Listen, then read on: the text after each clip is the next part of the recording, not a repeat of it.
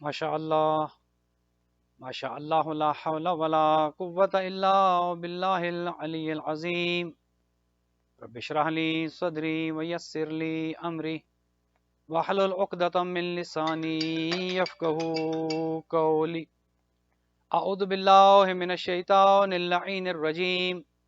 بسم اللہ الرحمن الرحیم الحمد للہ رب العالمین الحمد للہ کما ہوا اہلہ الصلاۃ والسلام علی سیدنا و نبینا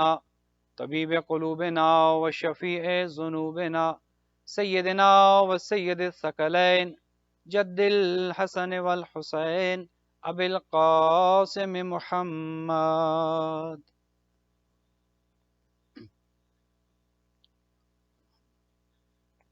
والصلاة والسلام على أهل بيته الطيبين الطاهرين المعصومين الغر الميامين المنتجبين المكرمين الذين أذهب الله عنهم الرجس وطهرهم تطهيرا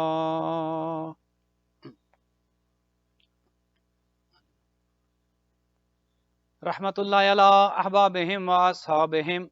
وشيعتهم ومحبيهم أجمعين ولعنة الله على أعدائهم وقاتليهم وظالميهم من الآن إلى قيام يوم الدين أما بعد فأعوذ بالله من الشيطان اللعين الرجيم بسم الله الرحمن الرحيم كل من عليها فان ويبقى وجه ربك ذو الجلال والإكرام درود بھیجیے گا محمد وعلی محمد.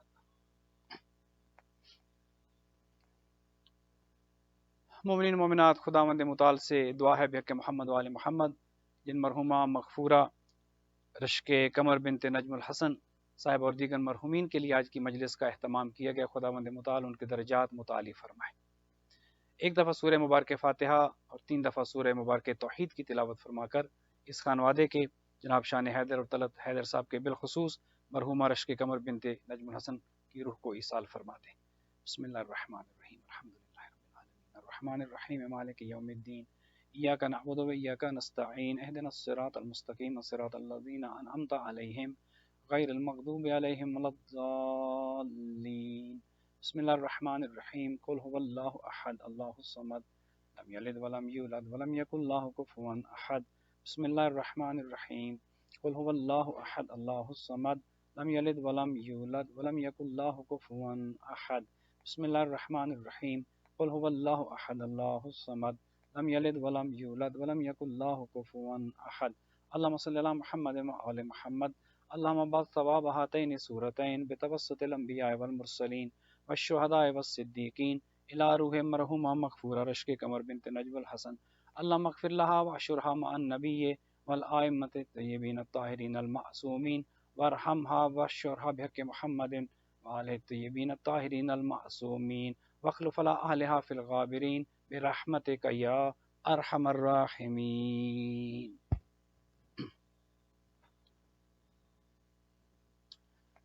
خداوند متعال سے دعا ہے پروردگار آپ تمام مومنین و مومنات جو آج کی مجلس میں حاضر ہیں سب کی اس عظیم عبادت کو شرف قبولیت عطا فرمائے. مرحومہ مغفورہ کے درجات متعالی ہوں. ہمارے برادر محترم جناب ناصر رضوی المعروف ناصر نعرے والا کے درجات کو خدا متعالی فرمائے. ان کی برزخ کی اور آخرت کی منازل کو خدا آسان فرمائے. اور ہمارے ایک اور دوست کی جن کا انتقال ہوا کاظم مسلمی کے درجات کو بھی خدا متعالی فرمائے. اردو فاؤنڈیشن کے جتنے بھی ممبران ہیں خدا مند متعال سب کو اجر جزیل عطا فرمائے. اور بالخصوص ہمارے کوئٹہ کے شہداء کہ جو آج بھی اس انتظار میں ہیں کہ انہیں انصاف ملے اور اس کے بعد ان شہداء کو دفن کیا جائے. خدا مند متعال ان کی بھی منازل آخرت کو آسان فرمائے. ہم سب کا خاتمہ خدا ایمان پر فرمائے. ہمارے زمانے کے امام حضرت مہدی دوران عجل اللہ تعالیٰ فرجہ شریف کے ظہور میں تعجیل فرمائے. ہمیں اور ہماری اولادوں کو امام کے اعوان و انصار میں قرار دے. اپنی ان تمام دعاؤں کی قبولیت کے لیے بلند تر صلوات.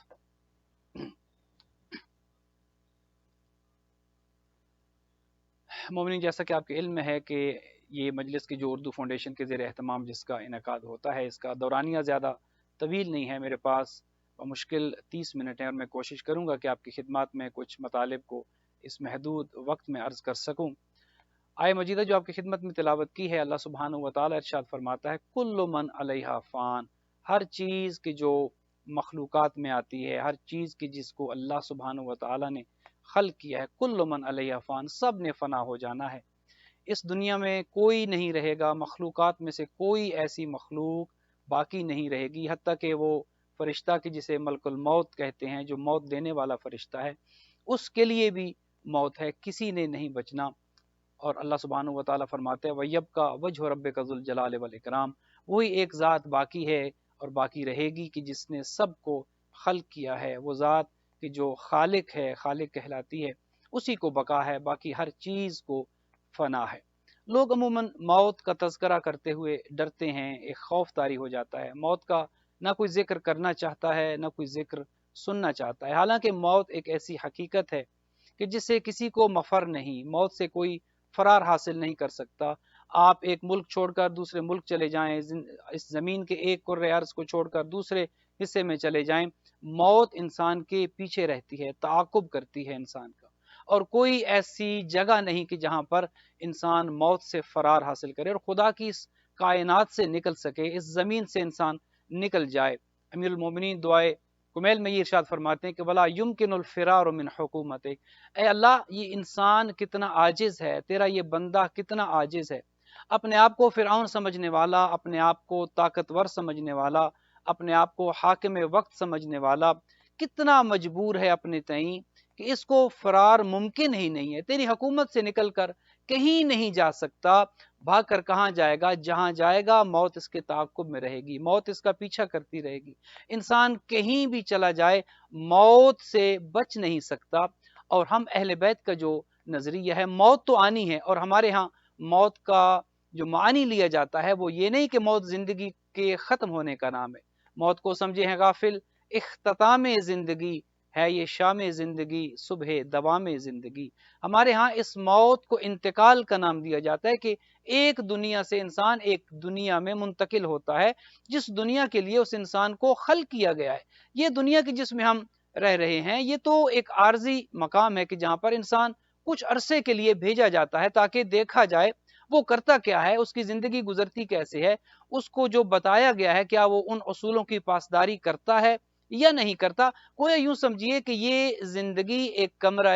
امتحان ہے، یہاں پر انسان ہمیشہ ہمیشہ کے لیے نہیں رہے گا، اور جو انسان اس دنیا میں رہتا ہے یقیناً وہ کچھ نیکیاں بھی کرتا ہے، اس سے کچھ گناہ بھی سرزد ہو جاتے ہیں۔ اب انسان کے اعمال کو دیکھا جائے گا، جانچا جائے گا، پرکھا جائے گا، لیکن ایک حقیقت تو حضور کی احادیث سے ثابت ہے، اور اہل سنت کے علماء نے بھی اس کو لکھے، علامہ زمخشری جیسے عالم دین نے بھی اس حقیقت کو لکھا ہے کہ انسان ظاہر خطا کا پتلا ہے جو کہا جاتا ہے، اور انسان گناہ بھی کرتا ہے، انسان کچھ نیکیاں بھی کرتا ہے، لیکن ایک چیز ایسی ہے کہ جو انسان کے پاس وہ عظیم نعمت اگر اس دنیا میں اس کو میسر آ جائے، انسان اس نعمت کو حاصل کر لے اور اس کے بعد اس دنیا سے چلا جائے، تو علامہ زمخشری لکھتے ہیں کہ حضور یہ فرماتے ہیں کہ من مات علی حب آل محمد ماتا تائبا، جو اہل بیت کی محبت پر اس دنیا سے مرتا ہے وہ تائب ہو کر مرتا ہے، اس کے گناہ خدا بخش دیتا ہے، اس کی توبہ قبول ہو چکی ہوتی ہے۔ پھر فرماتے ہیں کہ حضور کا ارشاد گرامی ہے من مات علی حب آل محمد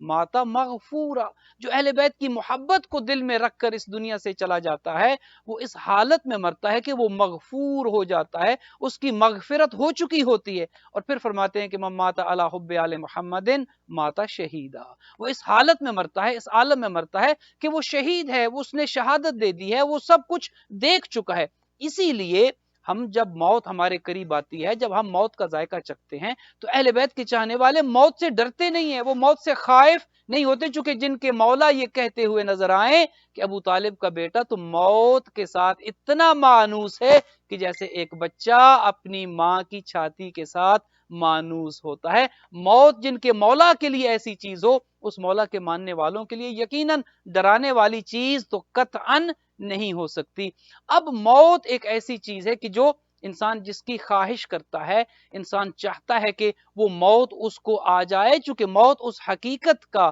نام ہے کہ جو حقیقت ایک ماننے والے کو اس کے مولا کی زیارت کے قابل بنا دیتی ہے۔ ایک ماننے والا، ایک چاہنے والا جو ہمیشہ سے یہ اپنے دل میں حسرت رکھتا تھا کہ کب وہ دن آئے گا، کب وہ لمحہ آئے گا، کب وہ وقت آئے گا کہ اپنے مولا کے قدموں میں اپنے سر کو رکھ دوں گا، اپنے مولا کی زیارت نصیب ہوگی۔ تو فرماتے ہیں کہ موت انسان کو اس کے مولا کی زیارت کے قابل بناتی ہے۔ کسی نے امام جعفر صادق علیہ السلام سے یہ دریافت کیا،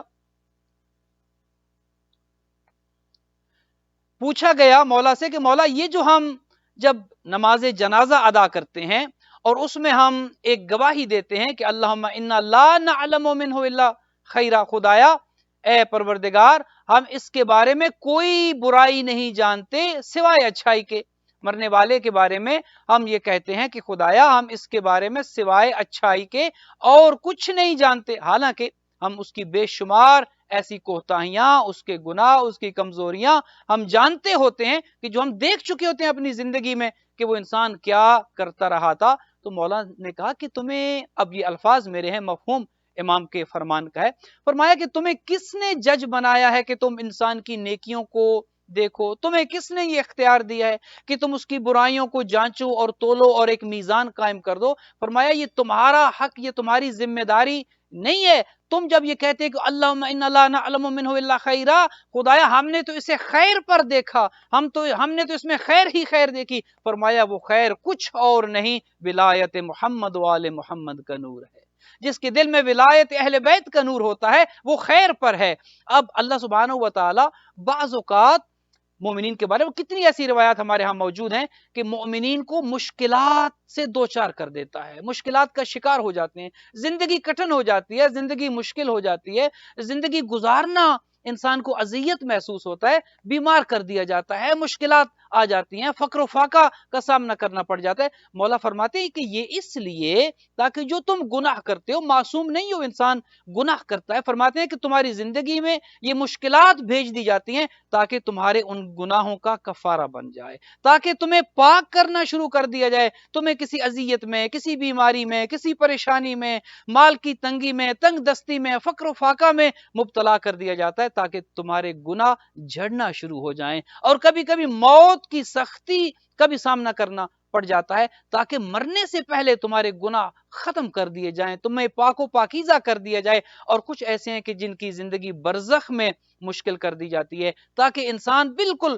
گناہوں سے صاف کر دیا جائے، چونکہ جنت ہے ہی مومنین کے لیے، جنت میں کسی اور کا کوئی حق نہیں ہے، جنت کو اللہ نے خلق ہی علی اور علی کے چاہنے والوں کے لیے کیا ہے۔ فرمایا کہ تمہیں زندگی میں بعض اوقات ایسی مشکلات کا سامنا کرنا پڑ سکتا ہے، اور گھبرانا نہیں ہے، وہ مشکلات اس لیے نہیں کہ خدا نخواستہ خدا تم سے ناراض ہے، بلکہ وہ مشکلات، وہ کسی صورت میں بھی وہ مشکل کیوں نہ آئے تمہارے سامنے، وہ اس لیے ہے کہ تمہارے گناہوں کا کفارہ بن جائے، تمہارے گناہ کم ہونا شروع ہو جائیں، تمہارے درجات بلند ہونا شروع ہو جائیں۔ اور اللہ سبحانہ و تعالیٰ کا یہ ایک نظام ہے کہ جس نظام میں ہم رہتے ہیں اور ہم آئے روز اپنے سامنے دیکھتے ہیں، اور اکثر یہ سوال کیا جاتا ہے کہ اہل بیت کے چاہنے والے ہی مشکلات کا شکار کیوں ہیں؟ آپ جہاں دیکھتے ہیں مستضعفین ہیں تو اہل بیت کے چاہنے والے، مظلومین ہیں تو اہل بیت کے چاہنے والے، گردنیں کٹ رہی ہیں تو محبان اہل محمد کی، اور جتنا بھی ظلم و ستم ہو رہا ہے یہ اس امت کے خلاف کیوں ہے، اہل بیت کی محبت رکھنے والوں کے خلاف کیوں ہے؟ تو میں اس کو یوں آپ کی خدمت میں عرض کروں کہ اہل بیت محمد علیہ الصلوۃ والسلام کی محبت اتنی عظیم دولت اللہ نے ہمارے دلوں میں رکھ دی ہے کہ دشمن اس دولت کی وجہ سے ہمارے در پہ ہے، ہم اتنے امیر ہیں، اللہ نے اتنی عظیم نعمت ہمیں دی ہے، اور ظاہر ہے چور ہو، ڈاکو ہو، وہ کسی بھی دولت کے پیچھے ہوتا ہے، لیکن خدا نے چونکہ ان کو توفیق نہیں دی ہے، اور اب وہ یہ سمجھتے ہیں کہ شاید اہل بیت کے چاہنے والوں کو موت سے ڈرا دیا جائے، انہیں ان کی زندگی کا خوف طاری ہو جائے، لیکن آپ نے دیکھا ہے کہ موت سے تو اہل بیت کے چاہنے والے دنیا کے کسی کونے میں بھی ہوں وہ موت سے ڈرتے نہیں ہیں، وہ موت سے بھاگتے نہیں ہیں، چونکہ وہ اس علی حیدر کرار کے ماننے والے ہیں کہ احد میں جب سب بھاگ رہے تھے، بڑے بڑے نام، بڑے بڑے کہ جنہیں ہسٹری میں آج بہت بڑا بہادر ثابت کیا جاتا ہے، احد میں جب رسول اللہ کو چھوڑ کر وہ بھاگ رہے تھے، اور کتنے ایسے تھے کہ جنہوں نے یہاں تک کہہ دیا تھا کہ عبداللہ ابن ابی سے جا کر بات کرو، وہ ابو سفیان سے جا کر بات کرے تاکہ ہمیں وہ واپس قبول کر لے اپنے پرانے مذہب پر، چونکہ حضور تو معاذ اللہ چونکہ یہ ایک بات مشہور کر دی گئی تھی کہ حضور تو شہید ہو گئے، تو وہ یہ کہنے لگے کہ جنہیں آج اسلام کا چیمپئن کہا جاتا ہے کہ جب حضور ہی نہ رہے تو اب پھر ہم واپس اپنے دین پر چلے جاتے ہیں۔ اب عبداللہ ابن ابی کو سفارش ہی بنایا گیا کہ جا کر ابو سفیان سے بات کرو۔ آج ان کے ماننے والے علی کے چاہنے والوں کا مقابلہ کرتے ہیں، ان کا صبر اور ان کے صبر کو جانچا جاتا ہے، تولا جاتا ہے، ان کے صبر کا امتحان لیا جاتا ہے۔ ہم اس علی حیدر کرار کے ماننے والے ہیں کہ جب علی حیدر کرار کو یہ پتا چلا کہ ایک جھوٹی افواہ میدان احد میں مشہور کر دی گئی کہ معاذ اللہ حضور کو شہید کر دیا گیا، علی حیدر کرار نے اس ذوالفقار کو مضبوطی سے تھاما اور گزرے وہاں سے جہاں پر یہ لوگ بیٹھ کر یہ گفتگو کر رہے تھے۔ کہا علی کہاں جاتے ہو؟ کہا تم کیا سمجھتے ہو؟ کہ ہم تو یہ سمجھتے ہیں کہ حضور اب اس دنیا میں نہیں رہے، جب حضور نہیں رہے تو اب لڑنے کا کیا فائدہ؟ علی نے کہا یہ تمہارا عقیدہ ہے کہ حضور نہیں رہے، لڑنے کا کیا فائدہ؟ علی کا عقیدہ یہ ہے کہ جب حضور ہی نہیں رہے تو پھر جینے کا کیا فائدہ؟ تو پھر جینے کا کیا فائدہ؟ جب حضور اس دنیا میں نہیں رہے تو موت سے ڈرنا یہ علی والوں کی سیرت نہیں ہے، یہ علی کی سنت نہیں ہے، یہ اہل بیت کی سیرت نہیں ہے۔ موت سے ہم کبھی نہ گھبرائے ہیں اور نہ کبھی موت کا خوف ہمارے سامنے رہتا ہے۔ یہ بات الگ ہے کہ تیاری ہم نے کرنی ہے، یہ بات اپنی جگہ پر درست ہے کہ ہم نے موت کی تیاری کرنی ہے۔ اہل بیت کی محبت کہیں انسان کو کاہل نہ بنا دے، کہیں انسان کو سست نہ بنا دے۔ موت یقیناً اٹل ہے، اہل بیت کی محبت یقیناً انسان کے لیے مغفرت اور بخشش کا باعث ہے، لیکن اس کا مطلب یہ نہیں کہ اہل بیت کی محبت پر بھروسہ کرتے ہوئے انسان گناہ اور نیکی کے تصور کو بھول جائے۔ کہیں ایسا نہ ہو کہ انسان اہل بیت کی محبت پر یقین، کوئی شک نہیں ہے کہ شفاعت محمد وآل محمد نصیب ہونی ہے، محبت اہل بیت سے بڑھ کر کوئی اور چیز نہیں، لیکن محبت اہل بیت انسان کو عمل پر آمادہ کرتی ہے، عمل پر تیار کرتی ہے۔ ایک حدیث آپ کی خدمت میں عرض کر دوں، حضور فرماتے ہیں کہ ایک فرشتہ ہر روز زمین پر نازل ہوتا ہے اور وہ انسانوں کو پکار پکار کر کہتا ہے، بلکہ میں تو یوں کہوں گا کہ جیسے قرآن حکیم میں جہاں پر بھی اللہ سبحانہ و تعالیٰ نے یہ ارشاد فرمایا ہے، یا ایھا الذین آمنو، اے صاحبان ایمان، اے ایمان والو۔ اب یہ ایمان والے کون ہیں؟ خدا کس سے خطاب کر رہا ہے؟ اللہ سبحانہ و تعالیٰ کے مخاطب کون ہے؟ قرآن حکیم میں اہل سنت کے مفسرین نے تو یہاں تک لکھا ہے کہ جہاں بھی قرآن حکیم میں یا ایھا الذین آمنو آیا ہے اس سے مراد علی ابن ابی طالب اور علی کے چاہنے والے ہیں، اس سے مراد علی اور علی کے شیعہ ہیں۔ تو اگر یوں آپ کی خدمت میں عرض کر دوں کہ قرآن جہاں بھی خطاب کرتا نظر آتا ہے یا ایھا الذین آمنو، اس سے مراد تو ہم ہے، وہ پیغام تو ہمارے لیے ہے، چونکہ ایمان والوں سے خطاب کیا جا رہا ہے۔ مثلا اگر کوئی آپ سے کہے کہ طالب علموں سے خطاب ہے تو طالب علم متوجہ ہو جائیں گے، اگر کہا جائے کہ بزنس مین کمیونٹی جو ہے ان سے خطاب ہے وہ متوجہ ہو جائیں گے، جب کہا جائے کہ یہ بات ڈاکٹرز کے لیے ہے تو ڈاکٹرز متوجہ ہو جائیں گے۔ تو جس سے خطاب کیا جاتا ہے یقیناً وہ اس بات کو غور سے اور توجہ سے سنتے ہیں۔ تو قرآن حکیم پکار پکار کر کسے مخاطب کرتا ہے؟ یا ایھا الذین آمنو، اے علی والو، اے علی کے چاہنے والو، اے علی کے شیعو۔ تو جس طرح قرآن حکیم علی کے چاہنے والوں کو خطاب کرتا ہے، تو میرے اپنے الفاظ میں حضور کی اس حدیث کو آپ کی خدمت میں عرض کروں۔ حضور فرماتے ہیں کہ ایک فرشتہ ہر روز ہر شب میں نازل ہوتا ہے اور وہ پکار پکار کر علی کے چاہنے والوں کو خطاب کرتا ہے، علی کے چاہنے والوں سے بات کرتا ہے، اور وہ ہر عمر کے انسانوں سے خطاب کرتا ہے، اور وہ یہ کہتا ہے کہ اے 20 سال والو، اے نوجوانو، اے وہ جو کڑیل جوانی کی عالم میں ہو، اے وہ جو کڑیل شباب کی عالم میں ہو، اے نوجوانو، چونکہ نوجوان قوم کا وہ سرمایہ ہوتے ہیں، قوم کی وہ طاقت ہوتے ہیں کہ جن میں طاقت ہے، جن میں توانائی ہے، جن میں عزم ہے، جن میں حوصلہ ہے، جو کچھ بھی کرنے کی صلاحیت رکھتے ہیں۔ تو حضور فرماتے ہیں کہ جب وہ فرشتہ نازل ہوتا ہے تو وہ 20 سال والوں سے خطاب کر کے کہتا ہے کہ اے 20 سال والو، جد و جہد کرو، محنت کرو، اپنی دین میں سٹرگل کرو، دنیا میں محنت کرو، چونکہ حضور یہاں تک فرماتے القاسب و حبیب اللہ، خدا کاہل کو، سست کو، خدا گھر بیٹھنے والے کو خدا پسند نہیں کرتا۔ دین میں تو محنت کرنے والے کی عزت ہے، دین میں تو اپنے آپ کو محنت کا عادی بنانے والے کی عزت ہے۔ فرمایا محنت کرو، اے 20 سال والو، جد و جہد کرو، محنت کرو، دین میں محنت کرو، دنیا میں محنت کرو۔ بلکہ میں آپ کی خدمت میں یہ عرض کر دوں کہ جب بھی زیارت کے لیے ہم گئے اور ہمیں یہ شرف حاصل ہوا کہ آغا سیستانی کی خدمت میں حاضر ہوں، تو ہمیشہ وہ ایک ہی نصیحت فرماتے تھے، اور وہ یہ فرماتے تھے کہ جہاں بھی جاؤ اپنی اپنی کمیونٹیز میں اپنے اپنے بہنوں بھائیوں کو، اپنے برادران کو، برادران ایمانی کو میرا یہ ایک پیغام پہنچانا، اور وہ پیغام یہ ہے کہ اپنے جس فیلڈ میں بھی ہو، اپنی جس شعبے میں بھی ہو، فرماتے ہیں کہ اس میں تخصص حاصل کرو، اس میں تم بہترین صلاحیتیں حاصل کرو اور اپنا لوہا منواؤ۔ ڈاکٹر ہے تو اچھے اسپیشلسٹ بنو،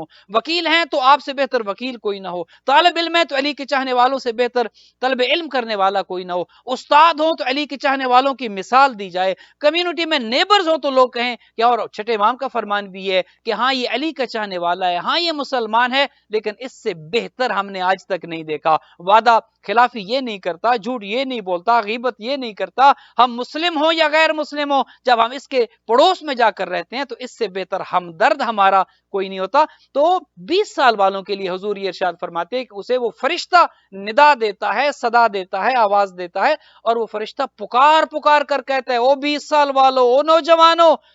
تم اپنے آپ کو آمادہ کرو، جد و جہد کرو، محنت کرو، اور وہ محنت فقط دنیا میں نہیں، دین میں محنت کرو، طلب علم میں محنت کرو، دین کے حصول میں محنت کرو۔ بات آگے بڑھتی ہے اور میں اپنے کلام کو اختصار کے ساتھ آپ کی خدمت میں عرض کروں چونکہ دامن وقت بھی کوتا ہے۔ حضور فرماتے ہیں کہ پھر 30 سال والوں کو وہ فرشتہ خطاب کرتا ہے اور ہر روز ندا آتی ہے، اور وہ یہ کہتا ہے، وہ فرشتہ پکار پکار کر کہتا ہے، اے 30 سال والو، دنیا کی زندگی کہیں تمہیں دھوکے میں نہ ڈال دے، کہیں ایسا نہ ہو کہ تمہاری آنکھوں پر حب دنیا کی پٹی بندھ جائے، کہیں ایسا نہ ہو کہ تمہارے دل پر تالا پڑ جائے، کہیں ایسا نہ ہو تمہارے دل کو زنگ آلود یہ دنیا کی محبت کر دے۔ وہ فرشتہ پکار پکار کر کہتا ہے، دیکھو تم اس دنیا کے لیے بنائے نہیں گئے ہو، اس دنیا کے لیے تو تمہیں پیدا نہیں کیا گیا، یہ دنیا تو مزرعۃ الآخرہ ہے، یہ تو آخرت کی کھیتی ہے۔ وہ فرشتہ پکار پکار کر کہتا ہے، دیکھو دھیان سے سنبھل کے چلنا، اپنے قدم سنبھل کے اٹھانا، کہیں ایسا نہ ہو دنیا کی محبت میں غرق ہو جاؤ، آخرت کو فراموش کر دو۔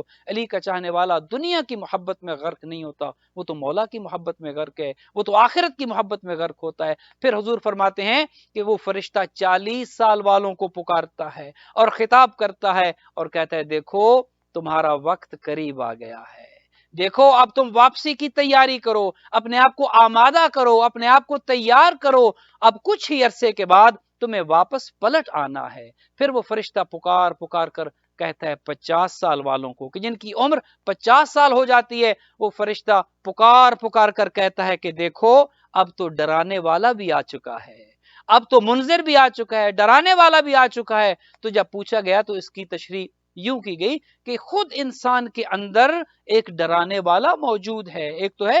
کہ انما انت منذر ولکل قوم ہاد، خداوند متعال نے فرمایا کہ اے حبیب آپ کو منذر ڈرانے والا بنا کر بھیجا ہے، اور ہر قوم کے لیے ایک ہادی ہے، اور علی ابن ابی طالب کو ہادی بنا کر بھیجا، لیکن فرمایا کہ ایک انسان کے اندر بھی ایک ڈرانے والا ہے، اور انسان کی اپنی ذات میں بھی کچھ ڈرانے والے، مثال کے طور پر انسان کے چہرے کے بالوں کا سفید ہو جانا، فرمایا اب تمہاری داڑھی سفید ہو چکی ہے، اب تمہارے بال سفید ہو چکے ہیں، یہ خود ایک ڈرانے والا ہے کہ دیکھو تمہارا وقت قریب آ رہا ہے، دیکھو کچھ نشانیاں ایسی ہیں، پہلے بغیر چشمے کے دیکھتے تھے، اب تمہیں چشمہ لگ چکا ہے، پہلے بغیر آلے کے سنتے تھے، اب تمہیں ہیئرنگ ڈیوائس لگ چکی ہے، پہلے تمہارے بال سیاہ ہوا کرتے تھے، اب تم لاکھ کوشش کرو کہ انہیں واپس سیاہ کر دو، لیکن اصلیت چھپ نہیں سکتی، تمہاری عمر اب 50 سال کو ہو گئی۔ وہ فرشتہ پکار پکار کر کہتا ہے کہ دیکھو اب تو ڈرانے والا بھی آ چکا ہے۔ پھر حضور نے فرمایا کہ 60 سال والوں کو وہ فرشتہ پکار پکار کر کہتا ہے، دیکھو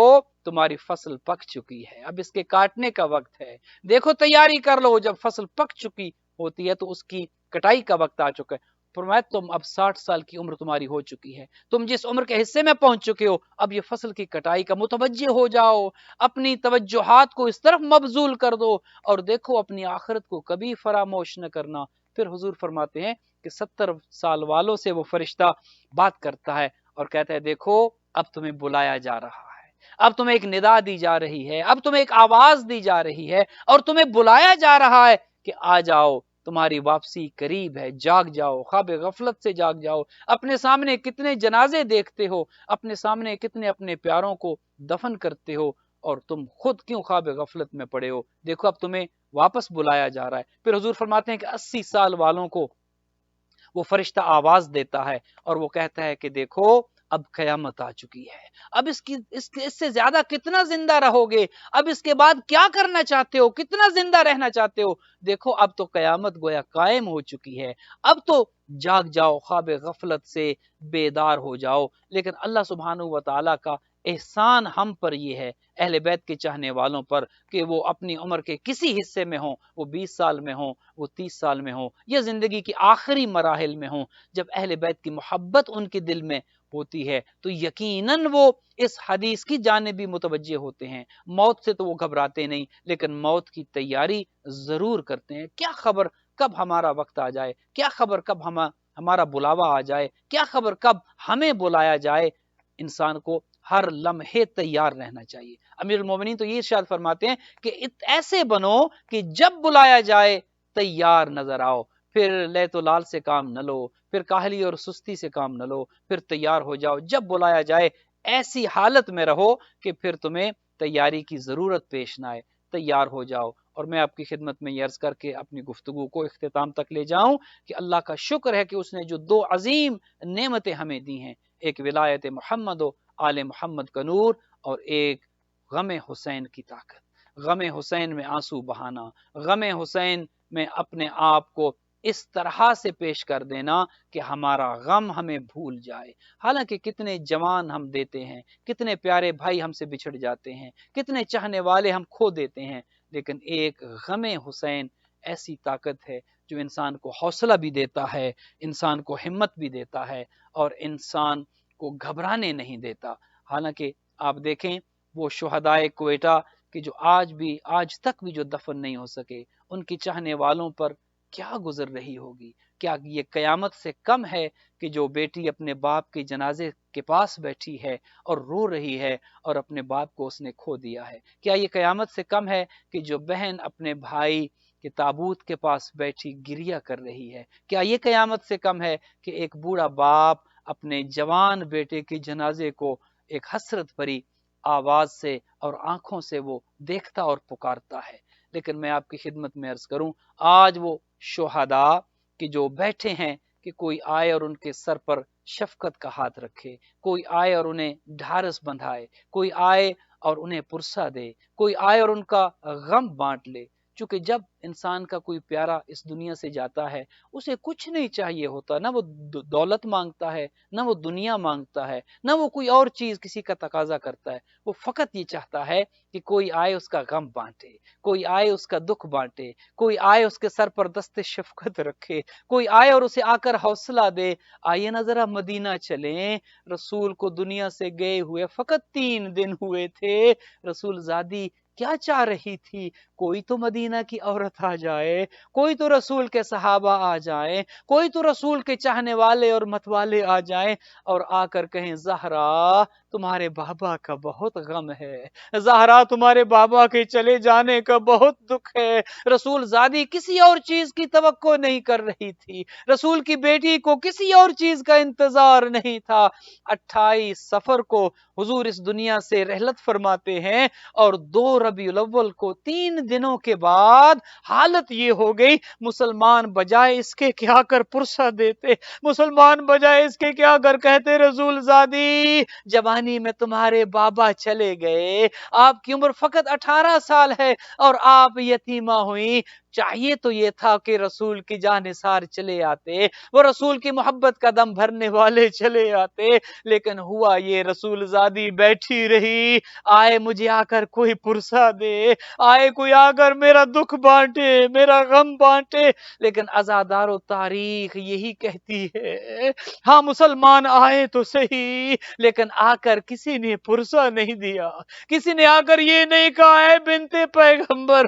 آپ کے بابا کے جانے کا بہت دکھ ہے، کسی نے آ کر یہ نہیں کہا رسول زادی آپ یتیم ہو گئی ہمیں بہت دکھ ہے۔ ہاں مسلمان مسلمان آئے تو صحیح، لیکن کیسے آئے؟ ہاتھ میں لکڑیاں لیے آئے، اور اس دروازے پر کہ جہاں رسول رک جایا کرتے اس دروازے کو آگ لگا دی گئی۔ عزادارو، وہ جلتا ہوا دروازہ اس بی بی پر گرا جو دروازے کے پیچھے کھڑی منتیں کرتی رہی، چلے جاؤ، یہاں تو فاطمہ رہتی ہے۔ ادھر سے مسلمان کہتے رہے بہن رہتی ہیں تو رہتی رہیں۔ اندر سے آواز آئی یہاں تو حسنین بھی رہتے ہیں۔ باہر سے آواز آئی ہمیں پرواہ نہیں، رہتے رہیں عزادارو۔ پھر ہوا یوں کہ وہ جلتا ہوا دروازہ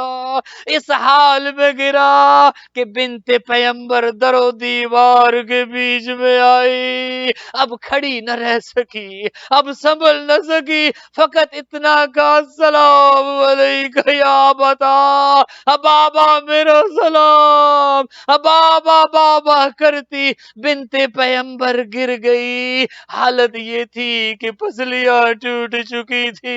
حالت یہ تھی کہ پہلو شکستہ ہو چکا تھا۔ یہ ظالم اندر داخل ہوئے، مجلس کو تمام کروں عزادارو۔ بعد میں حالت یہ تھی بنت پیمبر کو رونے تک کی اجازت نہ تھی۔ جب یہ پیغام آیا نا کہ یا علی بنت پیمبر سے کہیں رونا بند کرے، ہماری نیند میں مخل ہوتی ہیں، ہم سو نہیں سکتے، اور مولا علی نے آ کر وہ پیغام دیا تھا